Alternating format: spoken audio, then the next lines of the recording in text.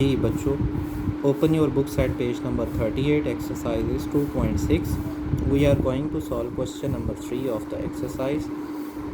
इससे पहले हम लोगों ने क्वेश्चन 1 और 2 में सिंथेटिक डिवीजन के मेथड्स को कम्प्लीटली देख भी लिया था और समझ भी लिया था। अब क्वेश्चन नंबर 3 से हमने इसको सॉल्व करना है और अब आपने अपने काम को साथ साथ मेंटेन करना है, क्योंकि मैंने 3, 4 और 5 के एक एक पार्ट को आज आपको समझा देना है।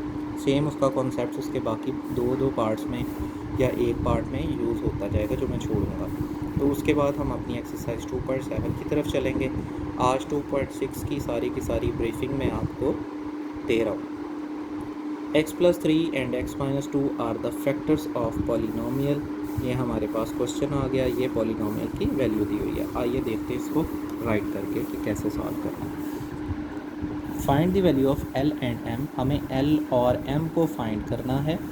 x+3 and x-2 are the factors of x³ + 4x² + 2lx + m। ये हमारे पास वैल्यू दी हुई है, यानी इक्वेशन ये दी हुई है। ये हमारे पास फैक्टर्स बताए हुए हैं।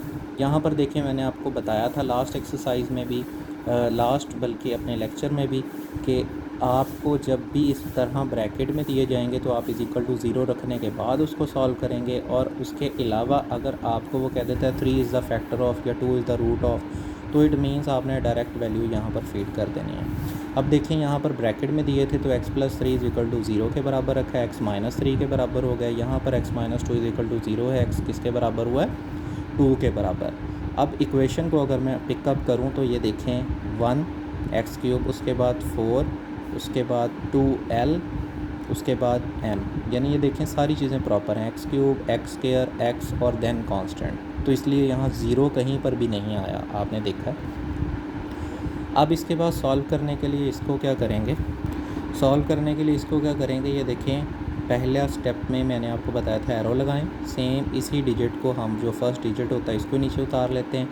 -3 × 1 = -3, और उसके बाद जी -3 का 1 के साथ जब मल्टीप्लाई हुआ तो आगे क्या आंसर आ गया? देखिए 4 में से 3 जब माइनस किया तो हमने 1 आया आंसर। उसके बाद -3 1 से मल्टीप्लाई हुआ -3, 2l -3, और उसके बाद m -6l + 9।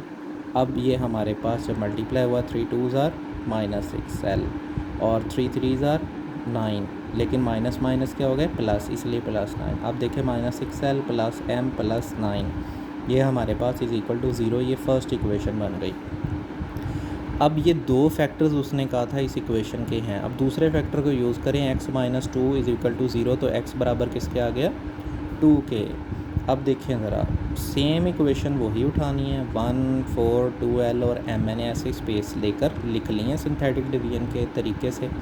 अब उसमें क्या किया है, फर्स्ट जो उसका डिजिट था उसको नीचे लाया, 2 1s are 2, 2 6s are 12, और देखें उसके बाद हमारे पास 2l + 12, क्योंकि हम 2l में प्लस नहीं कर सकते 12 को, क्योंकि इसके साथ ये l लिखा हुआ है।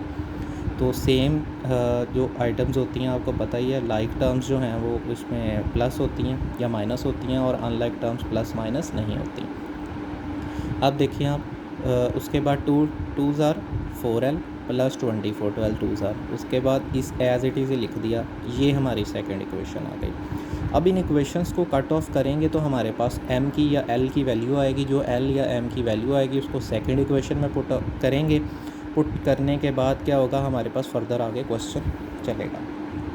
l और m की दोनों की वैल्यूज़ ही आ जाएंगी फिर।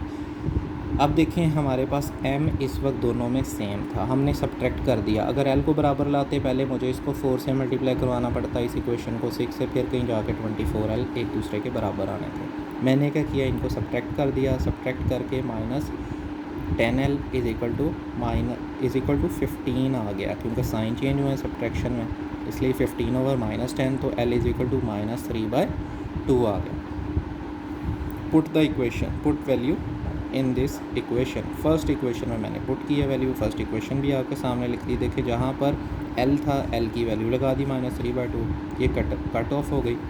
तो 2 3s are 2 6s are, यानी 3 आ गई, -3 3s are 9 हो गए, यानी ये +9 plus m plus 9 is equal to 0। अब आगे देखते हैं हमारे पास m किसके बराबर आता जी। तो देखें आप, +9 प्लस 9 प्लस m, तो 9 9 18, जब इसको उधर लेकर जाएंगे तो m is equal to -18। l का भी आंसर हमारे पास आ गया जो कि -3/2 था, और m का आंसर हमारे पास आया -18।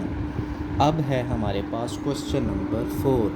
क्वेश्चन नंबर 4 में कहा यह जा रहा है solve by using synthetic division इस 2 is the root of the equation. देखिए अब ब्रैकेट में नहीं है, डायरेक्ट 2 को रख लेंगे हम। इस इक्वेशन का रूट है, मतलब इस इक्वेशन का एक सोल्यूशन ये है x³ - 28x + 48। मिसिंग टर्म को 0 में लेकर जाएंगे, x³ - 28x + 48। 1 हमारे पास x के साथ का आया, -28 x था, यहाँ पर नहीं लिखा। देखें ये फ़ौरन गलती हो जाती है, ये मैंने भी पहले मिस्टेकनली ये फ़ौरन लिखा, उसके बाद जब मैंने इसको देखा कि x² की टर्म नहीं है तो 0 किया।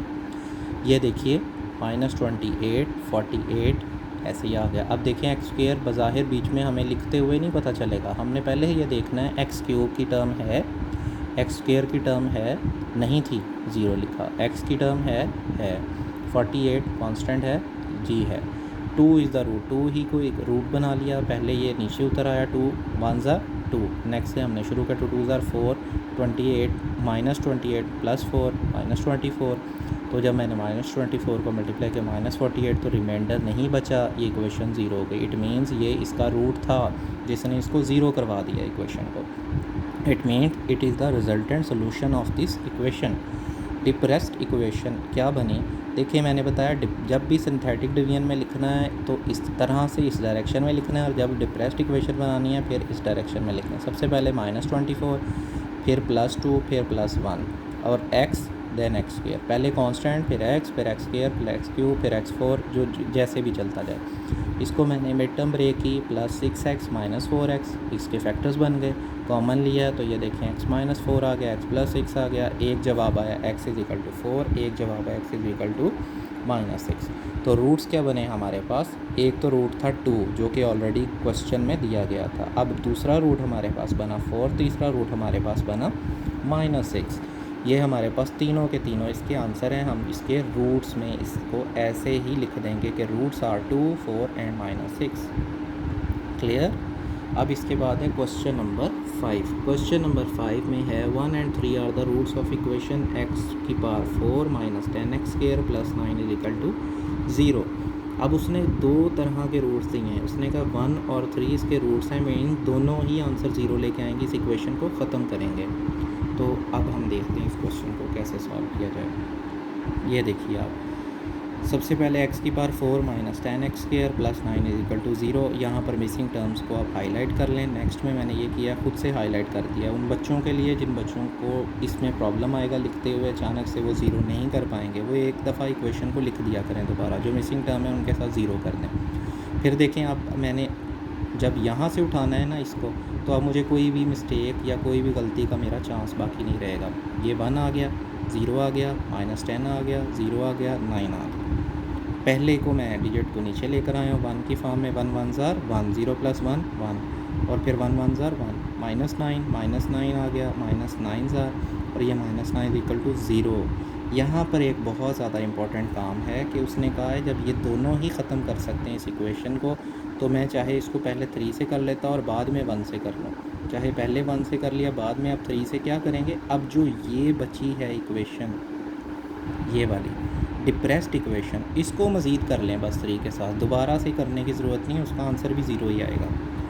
तो अब आप क्या करें, ये -9 है, देखें डिप्रेस्ड इक्वेशन बना लें, और उसके बाद आ जाएगा -9x + 9x, ये बल्कि x² आ जाएगा, और x³ डिप्रेस्ड इक्वेशन लिखते हैं बच्चों। ये देखिए डिप्रेस्ड इक्वेशन क्या बनी, x³ + x² - 9x - 9 = 0।